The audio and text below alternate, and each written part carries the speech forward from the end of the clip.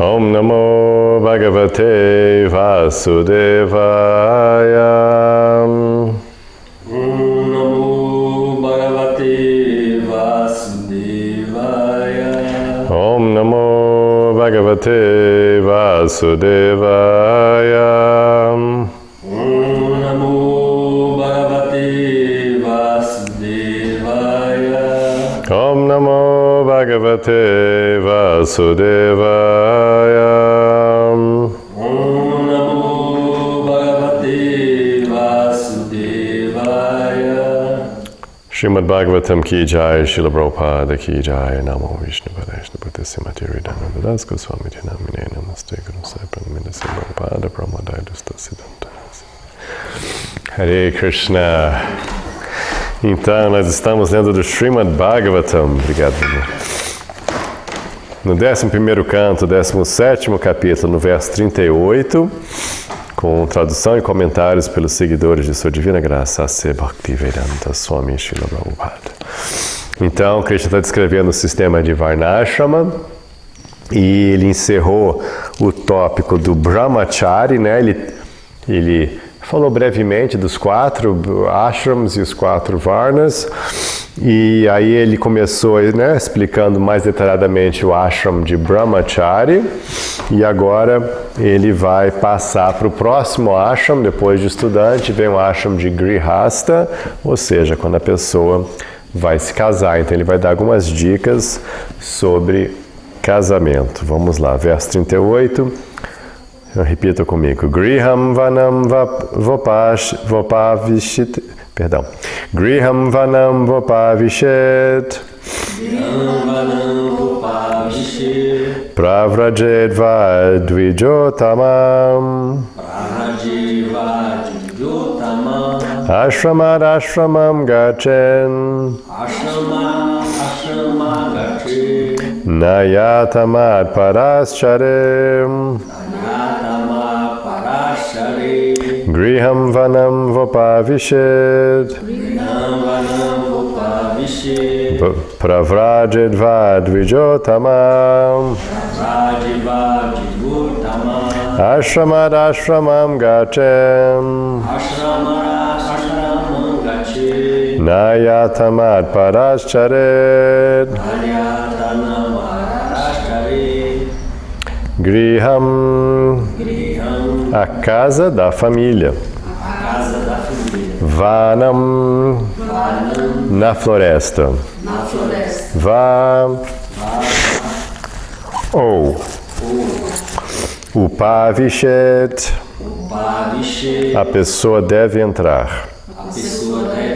Pravrajet, deve renunciar. Va, ou. Dvija Uttamam, Brahmanam. Ashramat, de um estado de vida autorizado. Ashramam, a outro estado autorizado. Gachet, deve ir. Na, não. Anyata, ao contrário. Amat para, quem não é rendido a mim. Charet, deve agir. Então, repita comigo a tradução. O Brahmachari, que deseja satisfazer seus desejos materiais, deve viver em casa com sua família. E o pai de família, que esteja ávido por purificar sua consciência, deve entrar na floresta. Ao passo que um Brahmana, purificado, deve aceitar a ordem de vida renunciada. Quem não é rendido a mim, deve passar progressivamente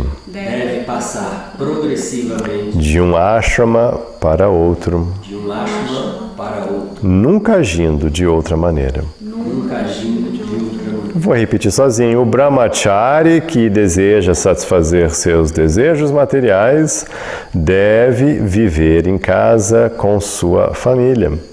O pai de família que esteja ávido por purificar sua consciência deve entrar na floresta, ao passo que um brahmana purificado deve aceitar a ordem de vida renunciada. Quem não é rendido a mim deve passar progressivamente de um ashrama para outro, nunca agindo de outra maneira. Então, bem importante aqui para começar, Krishna está dando as instruções todas e ele bota: quem não é rendido a mim, Amat Para. A gente já ouviu falar muito Mat Para, você vai ver muito, Krishna fala muito Mat, a mim, Para, destino, né? Buscando a mim como supremo destino. Então, ele está falando aqui, Amat Para, quem não me tem como destino, quem não está pensando em mim, quem não é um espiritualista. É que a gente tem sempre enfatizado aqui nesse capítulo. A gente está falando aqui de quem não é um yogi, de quem não é um espiritualista, é uma pessoa comum, a sociedade mundana. Então são instruções para elevar as pessoas que estão ainda com consciência mundana, que não desenvolveram a sua espiritualidade. É importante isso, né? Que Krishna deixou bem claro aqui, quem não é rendido a mim, Amad Para. Então essas instruções é para quem não é um yogi, para quem não é um devoto. Então vamos lá, mas qual que é a instrução? A instrução é bem simples. São 4 ashramas, né? Ashramas são, a gente chama aqui, às vezes eles traduzem como ordem de vida, né? E então, as 4 ordens de vida, essas 4 fases da vida, né? Brahmachari, estudante, Grihasta, casado, Vanaprastha, Vana, floresta, Prastha, aquele que mora, ou seja, saiu do casado e foi morar na floresta, e aí tem o último que é o Sannyasa. Então o que ele falou? O Brahmachari, né, que não estava lá, lembra que a gente descreveu aquele Brahmacharizinho, que não, ele ia ficar fazendo voto de celibato vitalício e tal, não sei o quê. Não, então quem não é assim, casa. Então depois que você deixou de ser estudante, você casa. E eles, né, não ficavam enrolando, eles realmente casavam logo, tinha todo, até hoje, né, na Índia, assim, até, agora já deve estar acabando, mas enfim, tem toda uma estrutura, assim, tem toda uma cultura de arranjar logo o casamento, tudo combinado, né? Então não fica enrolando, tipo, vou ver se eu acho alguém no Tinder, não, é tipo já, não, vou pro barzinho, ver se encontra alguém, não, é tipo casa, né, saiu lá, já tem aqui, a fulaninha tá te esperando, então já casa. E aí ele falou, quem está casado e está afim de desenvolver mais, não é qualquer um, ele fala, quem está casado, tudo bem, casei, tive filhos, casa, trabalho, mas eu estava afim de, né, agora sim, eu queria ver se eu dou um salto de consciência, eu quero... Aí essa pessoa deve se tornar um Vanaprastha, ele fala, deve ir para a floresta. Então essa pessoa, aí ela saía, a gente vai ver tudo sobre Vanaprastha aqui, nesses 2 capítulos vamos descrever tudo em detalhes. Então a gente vai ver mais. Mas basicamente a pessoa podia ir sozinho ou com a esposa. O Vanaprastha tinha essa opção. Você podia ir com sua esposa, né, os filhos já cresceram, você largava a casa e vocês dois, a gente vai ver isso depois, iam lá para, né, ter uma vida mais simples, dedicada à expansão da consciência. Então, Vanaprastha. E aí, como é que fica o sannyasa? Ele falou, não, sannyasa é só para quem é um brahmana já qualificado. Aqui botaram brahmana purificado. Então, a ideia do sannyasa não era que todo mundo ia tomar sannyasa. Essa 4ª ordem, sannyasa, era reservada só para os brahmanas.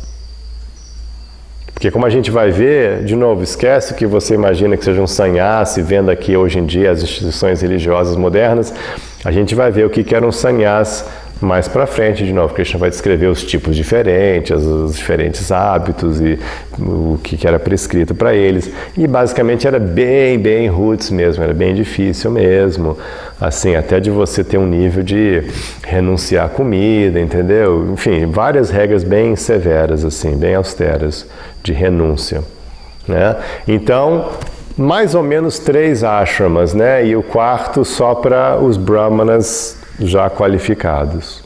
Ok? Então, bem simples, né? Essa estrutura, assim, de seguir um após o outro. Ok, agora umas regras sobre casamento. Vai ser um pouco engraçado, segura aí no fim, não assusta não. Verso 39, calma. Verso 39, repita comigo. Quem deseja estabelecer vida familiar, deve casar-se com uma mulher de seu próprio Varna, que seja irrepreensível e mais jovem. Se deseja aceitar muitas esposas,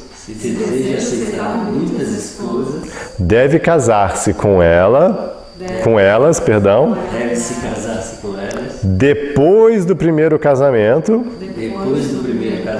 e cada esposa, vocês vão gostar dessa, deve ser de um Varna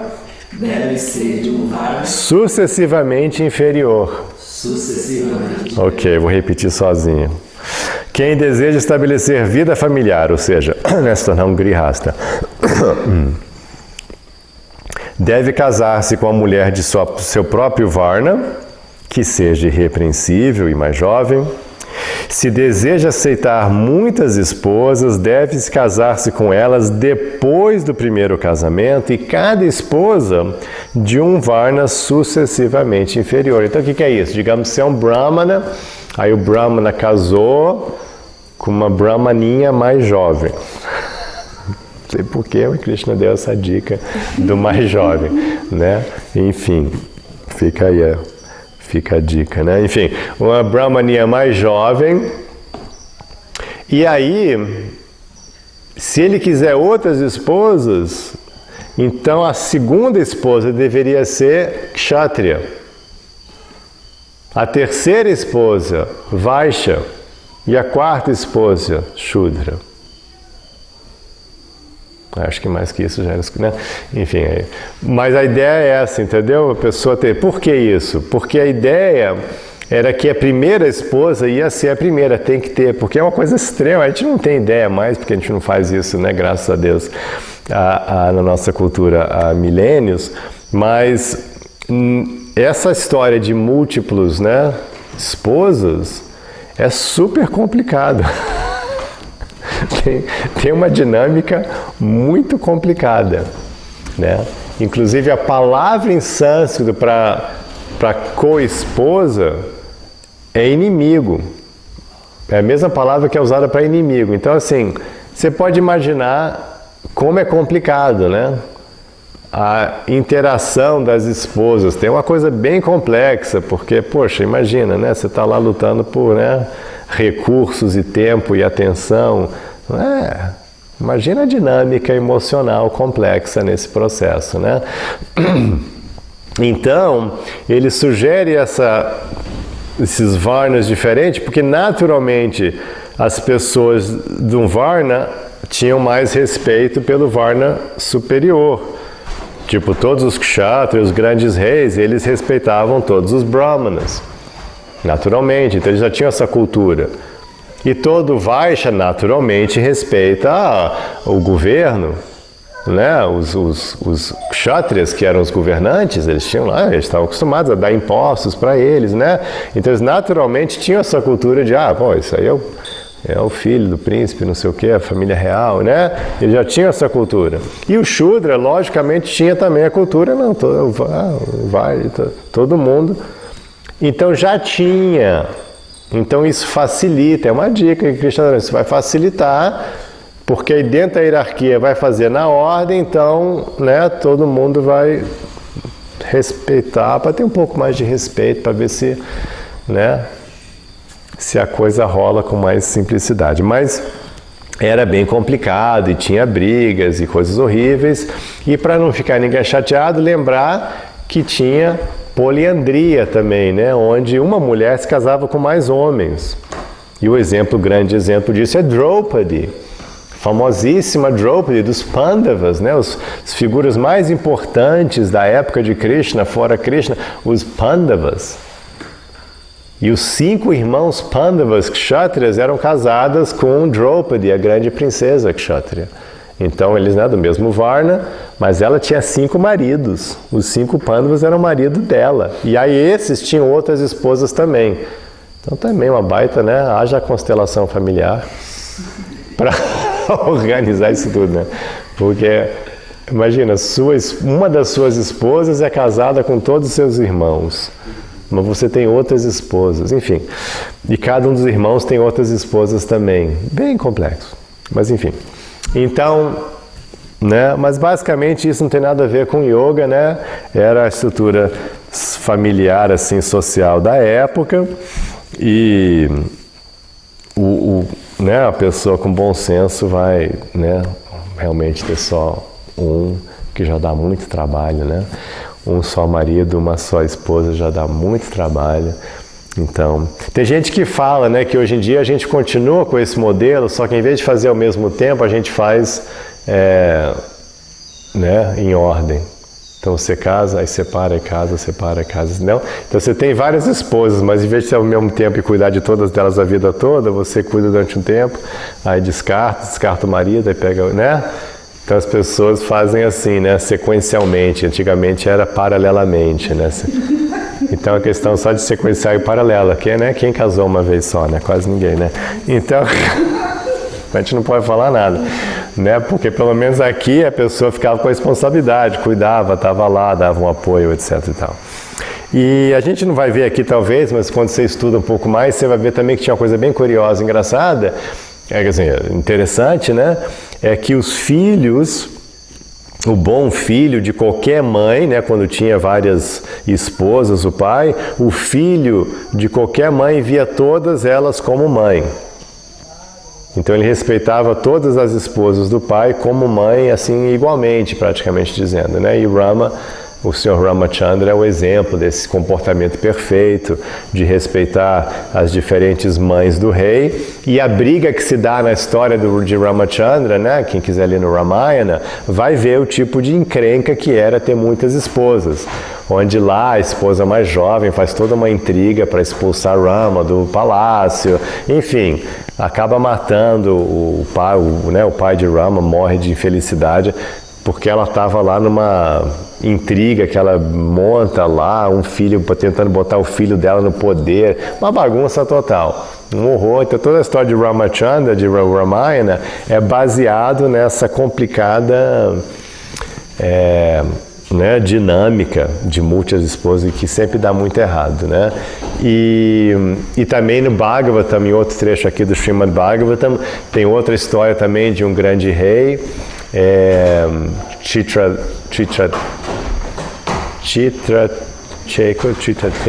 esqueci agora, cadê o... Hare Krishna. Que também... ele tinha muitas esposas e tal, e aí também tá uma intriga horrível, e uma esposa mata o único filho que ele consegue ter, enfim. Então tem vários alertas nas escrituras sobre os perigos de você tentar essa opção assim. Então não é recomendado, não. E certamente o yogi vai querer mais simplicidade na vida dele. Ok, verso 40, repitam comigo. Todos os homens 2 vezes nascidos. Os homens 2 vezes nascidos. Perdão. Brahmanas, Kshatriyas e Vaishyas devem executar sacrifício. Devem executar sacrifício. E estudar a literatura védica. Estudar a literatura védica. E dar caridade. E dar caridade. Só os Brahmanas, todavia, aceitam caridade. Aceitam a caridade. Ensinam o conhecimento védico. Ensinam o conhecimento védico. E executam sacrifício. Em nome de outros. Ok, então agora uma descrição dos deveres dos diferentes ashramas. Então aqui a pessoa tem que fazer idhyaya, sacrifício, adhyayana, estudo védico, e dhanani, caridade. Então 3 coisas que Krishna descreve na Bhagavad Gita. quando ele descreve religiosidade no capítulo 17, ele usa esse mesmo sistema. Isso era um padrão védico, 3 coisas, né? Yagya, oferendas, né? Você fazer oferendas a deuses, a Deus, enfim. Então, yagya, para cima. Tapas, consigo mesmo. Como é que você vai lidar com você mesmo? E aqui, no caso, está enfatizando estudo. Então, estudo. E dana, caridade. Para quem está numa posição abaixo de você, você dá caridade. Então, essas 3 coisas constituem o conceito de religiosidade védica, né? Você oferece para seres e pessoas no estado superior, você se cuida, né?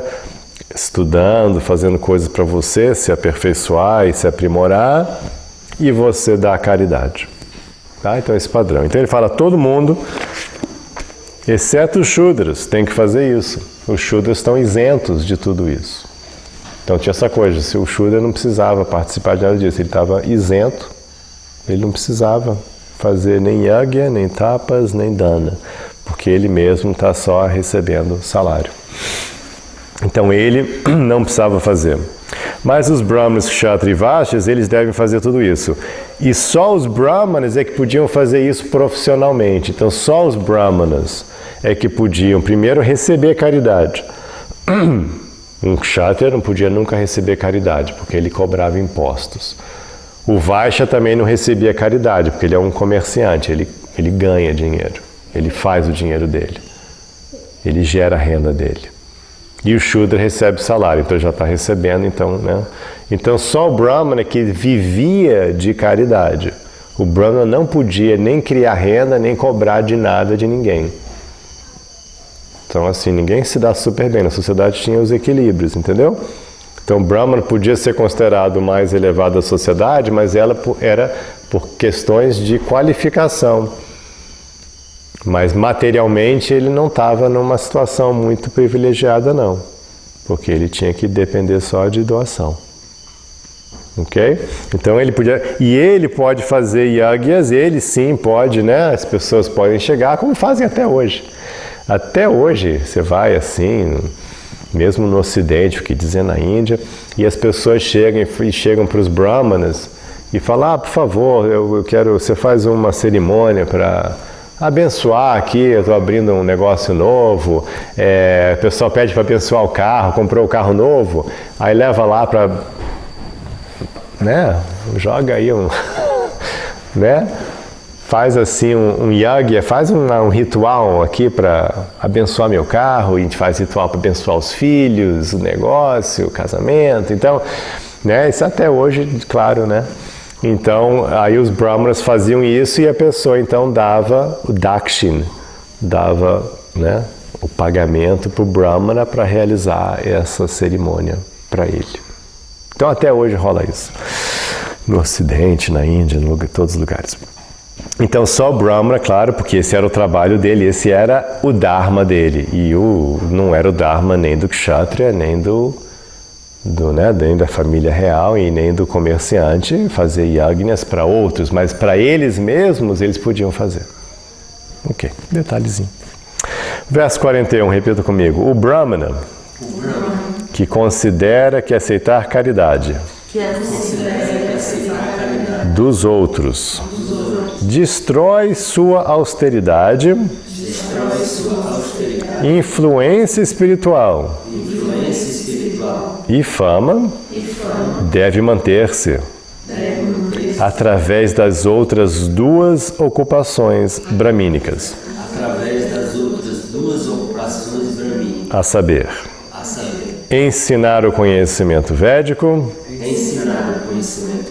e executar sacrifícios. Se o brahmana considera que essas 2 ocupações também comprometem sua posição espiritual, então deve colher grãos rejeitados nos campos de lavoura e viver sem depender dos outros. Vou repetir sozinho. O Brahmana que considera que aceitar caridade dos outros destrói sua austeridade, influência espiritual e fama, deve manter-se através das outras duas ocupações bramínicas, a saber, ensinar o conhecimento védico e executar sacrifícios. Se o Brahmana considera que essas duas ocupações também comprometem sua posição espiritual, então deve colher grãos rejeitados nos campos de lavoura e viver sem depender dos outros. Então aqui, né, porque como o Brahmana aceitava caridade, mas tem um problema. Problema comum, que a gente vê isso no mundo até hoje, né? Que é a chamada regra dourada, vocês conhecem? Né? Quem tem o ouro faz as regras. Então, assim, se você está dependendo, né? Você está vivendo às custas lá do rei, acaba que até que ponto você realmente está sendo autêntico e íntegro, né? Começa você está falando aquilo, mas você está falando que você está com medo de não ganhar a doação do rei, do fulaninho, do comerciante, né? Você está puxando o saco, né? Então compromete um pouco, né? A gente vê isso hoje, porque quem que é o Brahma? Lembra? O Brahma é o pensador, seria o equivalente moderno do pesquisador, do cientista, etc. O que acontece hoje? O cientista que está lá na busca da verdade, né? Que tem esse princípio do bramínico, conhecimento, verdade, aí chega lá a empresa de tabaco e fala, não, faz uma pesquisa falando que não é tão ruim fumar cigarro. Aí eles passaram anos fazendo pesquisa, não é tão ruim, até que é legal. Aí depois foi a época, né, a vez do álcool, não, fala que é legal. Aí faz, aí depois carne, né, enfim, então eles, né, aí chega a empresa farmacêutica, não, tá ótimo, muito bom esse remédio, né? Por quê? Porque está lá recebendo, aí perde a integridade porque a pessoa vai te dar, né, 1 milhão de dólares, você fala, não, muito legal esse negócio aqui, petróleo, não tem nenhum problema com o meio ambiente, a gente pesquisou e a gente não viu nenhum problema, não, tá tudo tranquilo, pode furar ali no Antártico, não tem problema nenhum, né, porque perde. Então ele podia, não vou aceitar, né? Eu só vou trabalhar. De novo, ele trabalha, ele não cobra, mas era parte da cultura, já era certo, sabia-se que tinha que dar o dakshin, né? Tinha que pagar. Então, se você pede uma cerimônia para um brahmana, você não pode falar, valeu, obrigado. Não, você tinha que dar qualquer coisa que você pudesse, de acordo com a sua. Se era um rei, dava muita coisa. Se era pobrinha, você dava um saquinho de arroz, mas alguma coisa você tinha que dar. Então, ele podia fazer as cerimônias, de novo, não é yoga, não é cerimônia espiritual, é cerimônias assim de casamento, de não sei o que, adoração aos semideus, para ter um bom plantio, proteger a casa, esse tipo de coisa. Ou, né, ele podia ensinar, lembra o Gurukula? Né, os alunos viam, ficavam lá estudando e no final davam, né, pagava lá um dinheirinho lá, né? Então ele podia fazer essas duas coisas. Mas se ele não quisesse fazer nem isso, aí ele era bem, né? Não vou ficar nada envolvido com ninguém. Então ele podia ir lá no campo de lavoura, lá as pessoas estão colhendo, sempre cai alguma coisa, né? Você está lá colhendo arroz, aí vai cair uns negocinhos no chão, trigo. Aí ia lá e pegava, né, o que caiu, assim, né? Aí bem austero. Né, bem difícil já, né? Já fica assim numa sobrevivência, né? Mas aí só cultivando as próprias, ele mesmo fazendo os rituais dele, ele mesmo, né, os estudos e vivendo praticamente na miséria absoluta, assim, né? De praticamente morrendo de fome, né? E de novo, no próprio Srimad Bhagavatam a gente vê, né, brahmanas vivendo assim, né, morrendo de fome mesmo, assim, só catando mesmo arroz, assim, os restinhos de arroz quebrado que estava debulhando arroz, aí o pessoal deixou cair um pouco no chão, bem austero, né? Então, tem essas opções para o brahmana. Como eu falei, o brahmana tinha uma posição respeitada, mas economicamente não era tão simples, não. Verso 42, repita comigo, o corpo de um brahmana não se destina a desfrutar o insignificante gozo dos sentidos materiais. A desfrutar do insignificante gozo dos sentidos materiais. Ao contrário, por aceitar difíceis austeridades em sua vida. Por aceitar difíceis austeridades em sua vida, O Brahmana desfrutará felicidade o Brahmana desfrutará a felicidade ilimitada após a morte. ilimitada após a morte. Eu vou repetir sozinho. O corpo de um Brahmana não se destina a desfrutar o insignificante gozo dos sentidos materiais. Ao contrário, por aceitar austeridades, difíceis austeridades em sua vida, o Brahmana desfrutará felicidade ilimitada após a morte. Então a ideia era essa, né? Que o Brahmana era essa oportunidade assim de usar a vida humana para um máximo investimento futuro, né? Se você pensar em termos financeiros, às vezes você, eu vou gastar agora, me divertir, eu vou poupar, economizar, porque depois, entendeu? É mais ou menos isso, só que em termos kármicos e créditos assim, né? Piedosos. Então, ralava nessa vida para investir tudo no melhor investimento que tinha, para depois colher muito mais do que quem estava lá aproveitando ao longo do dia, assim, ao longo da vida, né? Então a ideia era essa, né? Ele renunciava a tudo para ter de novo, nem necessariamente não é Deus, a pessoa está só acumulando um baita bom karma, né? Aí na outra vida ele ia ficar milhões de anos numa situação bem proveitosa, assim que era a visão que se tinha.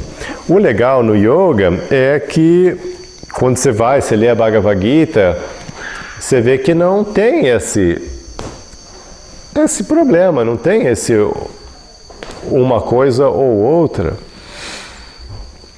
Porque a vida de um yogi, ela é equilibrada, e Krishna fala, né? Não pode ser nem de mais nem de menos, é o caminho do meio. Então, no caminho do yoga, que a gente chama de caminho da vida iluminada, você pode ter os prazeres comuns e ter uma boa refeição, não tem nenhum problema, porque é prasada, você pode comer à vontade. Você pode ter sua casa, seu lar, seu carro, amigos, que Krishna fala, tem que ter lazer, você vai ter seu lazer. Então, assim, não tem nenhuma necessidade de sofrer, de austeridades, difíceis austeridades. Não se pede isso. Interessante, né? Que isso é uma opção para quem não era espiritualista, para quem era ainda religioso. Então, para o religioso, aí sim, faz austeridade, mas para quem realmente está com a consciência elevada, não faz parte, não é mais necessário, importante você sofrer à toa. Não precisa, não vai te ajudar em nada. Você tem que ter a mente equilibrada e fazer tudo como uma oferenda a Krishna. Então, se você pode oferecer para Krishna uma casa boa, uma roupa bonita, né? Uma roupa confortável, limpa, bacana, um cobertor para você não passar frio, você pode oferecer Krishna um carro, aí você oferece, entendeu? Não tem nenhum problema. Como Arjuna. Arjuna é nosso exemplo máximo. Arjuna estava lá, o primeiro aluno da Bhagavad Gita, e ele vivia difíceis austeridades, ele era o príncipe. Ele era o príncipe. O Bill Gates é um popérrimo comparado com o Arjuna. O Bill Gates estava lá, assim, né? Riqueza inconcebível. A casa dos Pandavas era medida em quilômetros. Assim, 1 quilômetro da casa, da construção, não era assim do jardim. Então, assim, palácios assim inconcebíveis. E Arjuna tinha o melhor, né, carruagem lá, melhor do que qualquer BMW, sabe? Então, assim, ele tinha do bom e do melhor, claro, as roupas, comida. Mas nem por isso ele estava desviado, porque ele estava com a consciência totalmente em Krishna, fazendo de tudo da vida dele uma oferenda amorosa a Krishna.